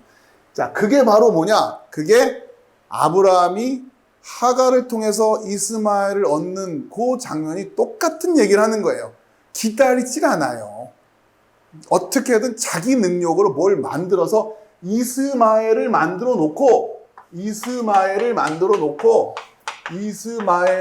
나타나게 한 거죠. 그렇죠? 하나님의 그 자녀의 약속을 내가 나타나게 했잖아요. 이렇게. 그리고 이 이스마엘이 그 자녀인가? 라고 그렇게 생각을 하고 이스마엘에 기대를 하고 있는 모습. 그렇죠? 그러나 아브라함을 통해서는 하나님은 진리를 세우셔야 되기 때문에 아브라함을 그대로 놔두지 않으시고 아브라함에게 찾아가셔서 아브라함을 반드시 요 진리를 드러내는 인생으로 쓰십니다. 아시겠죠? 아브라함이 뭐 잘나서가 아니라. 그래서 그나마 아브라함 때문에 이렇게 되는구나 하는데 그러니까 로마서는 무슨 얘기를 하는 거예요? 그냥 그렇게 이스마엘 낳고 살게 놔둔다는 얘기를 하는 거예요. 로마서 얘기는 그들의 더러움을 내버려 두셨다라는 얘기는. 다 이루고 살아요. 그냥 이스마엘 낳고. 그리고 그게 맞는 줄 알고 산단 말이에요. 그 중에 아브라함이라고 하는 샘플 하나만 딱 던져주시고 빛이죠. 빛. 그 빛으로 나오는 자들만 구원하시는 거예요. 그 인생 알아보는 사람들 대부분은 자기 능력으로 이스마엘 만들어 놓고 그게 하나님이 나에게 주신 축복이야 이러고 있죠. 말은 하나님이 주신 축복이라고 하는데 그걸 또 인정을 안 해주면 화를 내요. 또 아껴요. 아까워해요. 하나님이 주셨다고 하면서. 그러니까 이게 안 맞는 거죠, 앞뒤가. 이걸 하나님이 주셨다고 해야 자기의 의도 드러나면서 하나님 덕분에 고급스러운 열매가 되는 거 아닙니까? 내가 악착같이 막 이를 악물고 그렇게 얘기를 안 하죠. 하나님의 은혜였습니다. 이렇게 얘기를 해야 고급진 열매가 되니까. 럭셔리한 열매. 그렇게 포장을 하는 거예요. 그래서 우리가 꽁도 먹고 알도 먹고 이런 얘기예요. 두 가지를 다 얻어간다고요. 자, 그러면 그러니까 이 진리를 드러낸 요 감추어졌던 것이 나타나는 거 복음서가 이제 그 얘기를 하는 건데 이걸 보다 더 강력하게 이야기를 전하는 장면이 있어요. 요 메시지를 감추어졌던 것이 드러나는 것. 그게 요한계시록이에요. 요한계시록 가보겠습니다.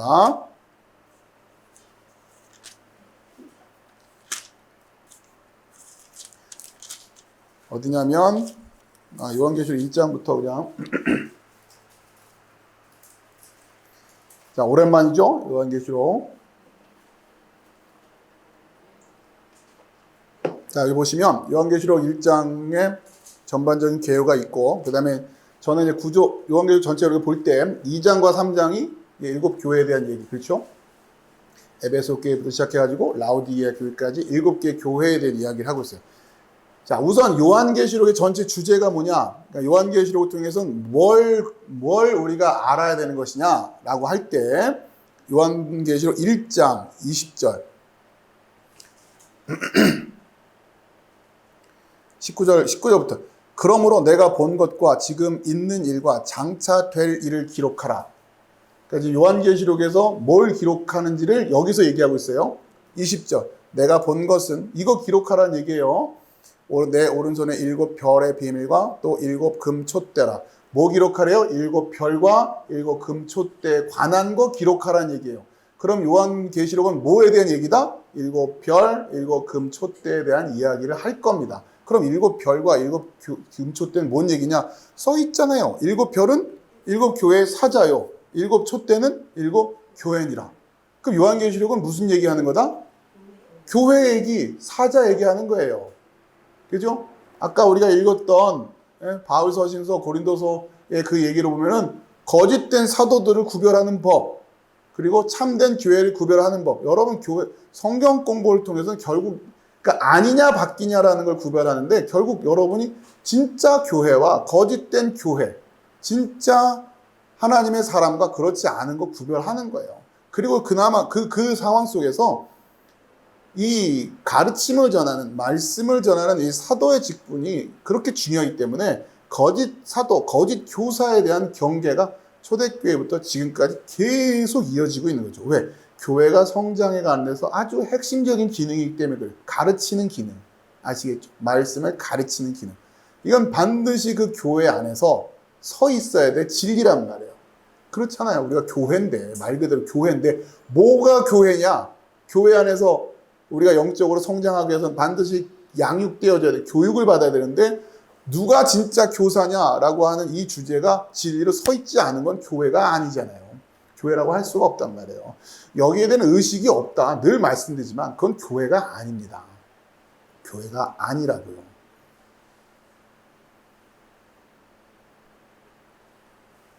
자, 그러니까 이게 국어 공부가 안 돼 있으니까 그런 거예요. 요한계시록 가지고 자꾸 엉뚱한 얘기들 해는데 아니라니까. 요한계시록은 이거예요. 진짜 누가 사도냐? 그러니까 누가 주의 사자냐? 그러니까 별 구별하는 거랑 촛대 구별하는 촛대. 교회랑 그냥 이해하기 쉽게 하면 목사 구별하는 거예요. 자, 그래서 2장, 3장이 이제 그 샘플을 이야기하는 거죠. 그렇죠? 그 교회에 대한 감각을 주기 위해서 7개의 교회를 통해서 우리에게 예제를 풀어주는 거예요.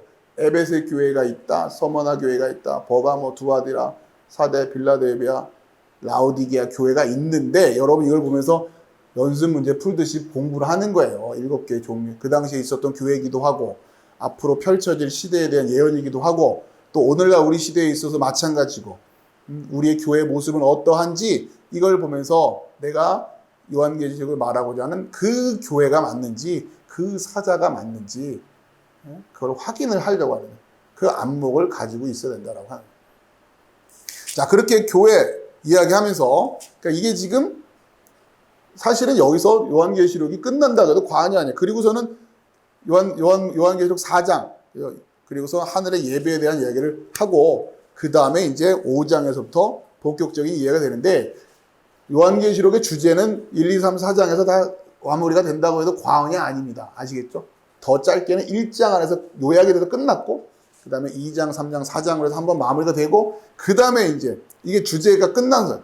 그런 다음에 그 안에 구체적으로 어떤 사건들과 그 안에서 어떤 일들이 벌어질 것인가 라고 하는 것을 보다 더 심층적으로 우리에게 가르쳐 주는 게 5장 이하란 말이에요.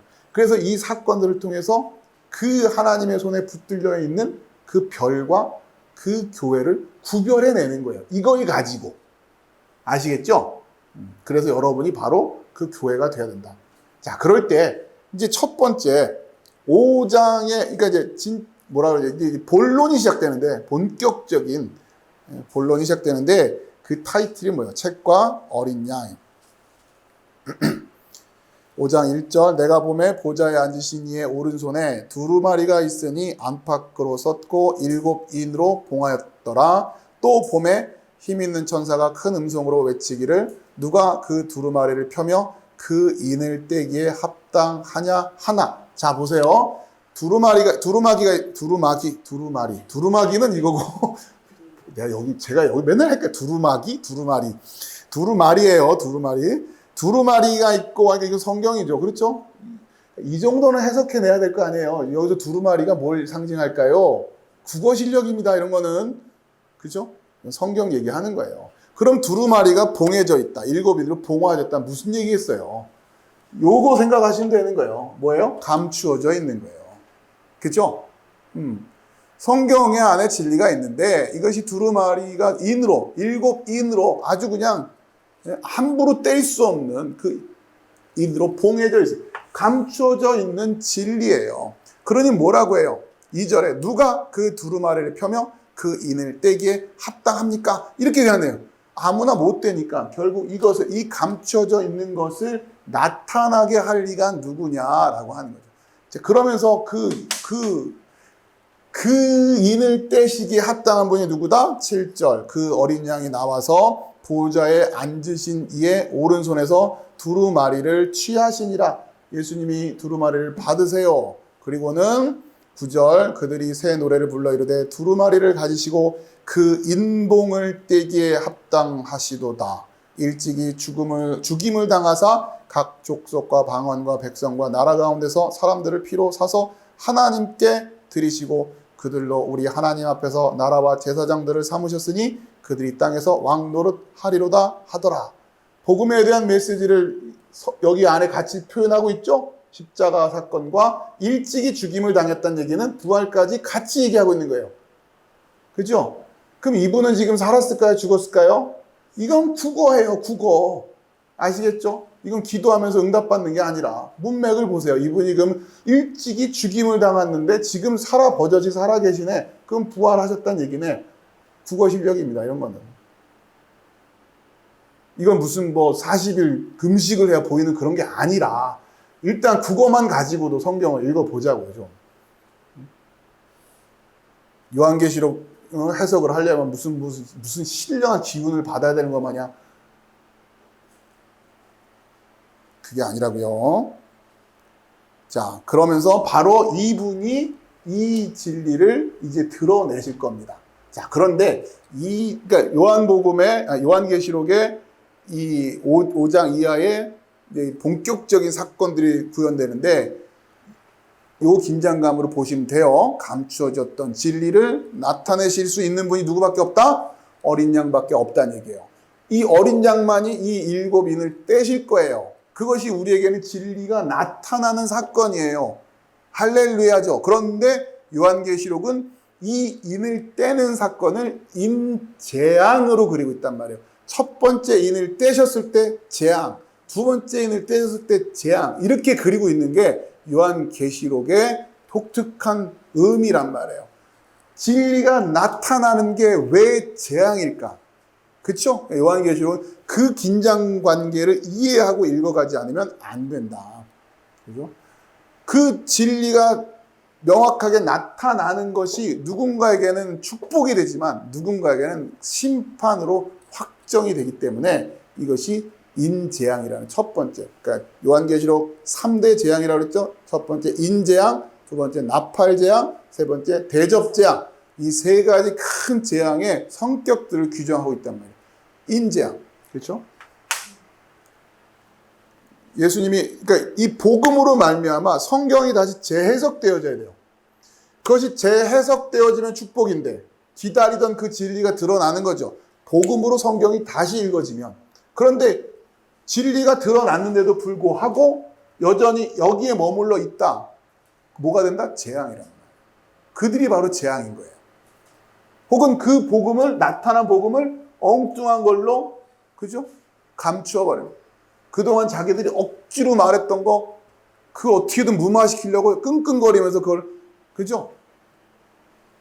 잘못했구나. 그동안 우리가 잘못 알았구나. 하면 되는데, 그걸 끙끙거리면서 어떻게든 그걸 붙들려고 한단 말이에요.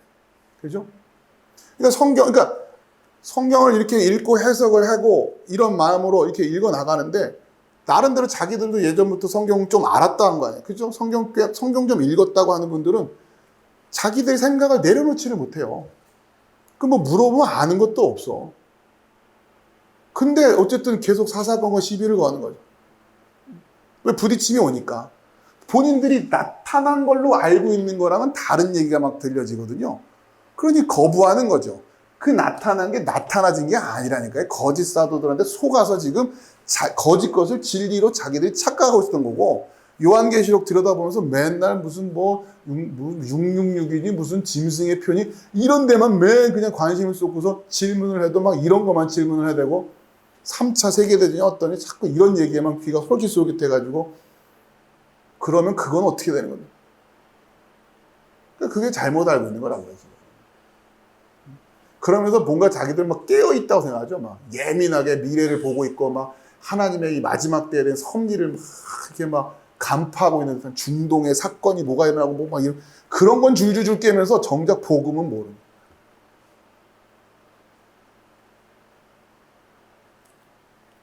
그죠? 도무지 생각을 안 해요. 도무지 생각을.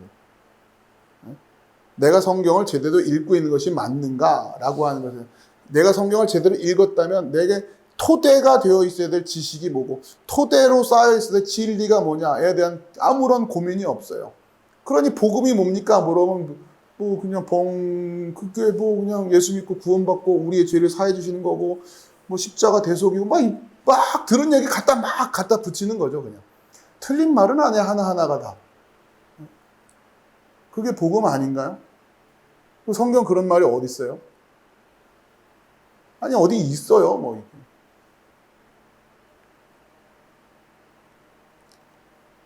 그런 정도의 지식 수준을 가지고 그 정도의 성경 이해를 내가 하고 있는데, 가만히 들여다보니 내가 이것조차도 일목요연하게 대답할 수 있는 수준이 안 돼 있구나. 그러면 도대체 그동안 읽은 게 뭐지? 내가 안다고 하는 게 도대체 뭐였을까? 이런 생각을 안 하는 거예요. 그죠? 왜? 그게 결국 자기의 의의를 높여주는 것들이었거든요. 그러니 내려놓지도 못해. 그러니 이 나타난 진리를 받아들이지도 못해. 그러고 있어요. 자, 이렇게 해서 이 인재앙이 끝나고 나서 그 다음에 이어지는 재앙이 나팔재앙인데 오늘 시간이 다 된 관계로 다음 시간에 이어서 해야 될 것 같습니다. 그러니까 여러분 오늘 말씀 통해서는 요 그림 잘 기억을 하십시오. 진리가 감춰져 있다가 나타났다고 하는 그 이미지를. 그리고 오늘 말씀을 통해서는 진리는 어떻게 해도 어떻게 해도 괜찮다? 감추어져 있어도 되는 거예요. 1차적으로. 그런데 지금은 아니에요. 왜? 지금은 진리가 어떤 시대입니까? 나타나져 있는 시대잖아요. 그러니까 우리는 반드시 나타나져 있는 진리를 알아야 돼요. 자, 그런데 그러기에 앞서서 진리라고 하는 것이, 그러니까 지금 왜 이런 시대가 되었는가? 왜 이렇게 지금 가라지들도 많고 비진리로 막 엉망이 되었는가? 왜? 감추어져 있던 것을, 일단 구약시대부터 생각해보면 유대인들이 감추어져 있는 진리를 자기들이 막 그거를 뭐 했다? 나타난 걸로 만들어 놨단 말이에요. 저게 성전이야, 저게 안식일을 거룩하게 지키는 거야, 저게 뭐 하는 거야, 이렇게 규정을 다 해놓고 그게 맞다고 계속 우기고 있는 거예요. 사도 바울이 그 얘기를 하는 거고, 그나마 지금 또 예수님이 오셔서 이 진리로 나타내셨는데 이 복음에 대한 의미를 이해하지 못한 이들이 또 여전히 그들에게는 여전히 감춰져 있는 수준이죠. 근데 그것을 억지로 자기식으로 풀어서 그걸 진리라고 이야기하고 있다라고 하는 겁니다. 이런 상황에 지금 우리가 있는 거예요. 자, 그 상황 속에서 우리 믿는 자들을 어떻게 성경이 규정하고 있느냐? 요한계시록이 그 얘기를 하는 거예요. 우리가 바로 그 나타난 진리를 가지고 있는 자들이다 라고 하는 얘기고, 이 나타난 진리를 가지고 있는 자들이 어떻게 살아가게 될 것이고 어떠한 모습이라는 것인가 라는 게 구체적으로 요한계시록 안에 그려져 있다는 얘기예요. 그런데 그 요한계시록의 이미지는 전쟁이죠. 전투란 말이에요. 아시겠죠? 이 진리를 받은 자들에게 하나님이 기대하시는 이 요한계시록을 통해서 이 나타난 진리로 받은 자들에게 하나님이 기대하시는 아이덴티티는 군사예요. 군사. 그래서 요한계시록이 마지막 우리에게 힘이 되는 성경이면서 플러스 우리에게 굉장한 도전을 주는 거란 말이에요. 여러분이 요한계시록을 읽었다. 요한계시록이 여러분에게 이제 진리로 섰다. 이제 그럼 여러분의 정체성은 뭐로 바뀌어야 된다? 군인으로 바뀌는 거예요. 군인. 명령해 죽고 명령에 사는. 아시겠어요? 그걸 요한계시록을 읽었다고 하는 거예요. 무슨 666이니 뭐 바코드니 막 이런 거에 그냥 막 다들 막 쫄고 있죠. 막 어떻게 하면 삼타전이 벌어지면 어떡하지? 그게 무슨 군인이에요. 겁만 잔뜩 집어먹고 있죠. 어떻게 하면 그러면 돼요? 막. 뭘 어떻게 하면 되기는. 그럼 거짓 선지자들이 나타나기 시작하는 거죠. 우리 교회에 들어와 있으면 돼요. 그러면 환란도 안 나가고 이런 식으로 이제 그걸 요한계시록의 본질을 놓쳐버리고, 그죠? 자, 그래서 다음 시간에 이 주제와 연결해서 나머지 재앙도 우리가 살펴보고 로마서 이제 후반부를 이제 마무리하는, 언제 마무리될지 모르겠지만 아무튼 마무리. 그러니까 여러분 이게 잘 서야 바울이 유대인들한테 너희들의 유대인의 남이 뭐냐 하면서 너희들의 율법이 있지 않았냐, 이거 감추어졌던 진리, 오늘 식으로 얘기하면 그 감추어져 있는 상태의 진리가 너희한테 있지 않았냐, 이 얘기를 하는 게 무슨 얘기인지가 이제 이해가 되시기 시작하는 거예요. 그러면 이들이 뭘 실패했는가? 감추어진 진리 상자를 잘 보관했어야 되는데 들여다보지도 못하고서는 계속 그 안에 뭐가 있다라고 막 자기들이 막 이렇게 뭔가를 막 만들어 놨단 말이에요. 이스마엘 잔뜩 낳아놓은 거예요, 지금. 그리고 그걸 지켜내려고 하는 거예요. 예수님 정작 오셔서 아니다 하는데도 안 돼. 이스마엘이 우리 새끼인데요. 그쵸? 자, 마무리하겠습니다. 마무리가 아니고 마치겠습니다. 기도합시다.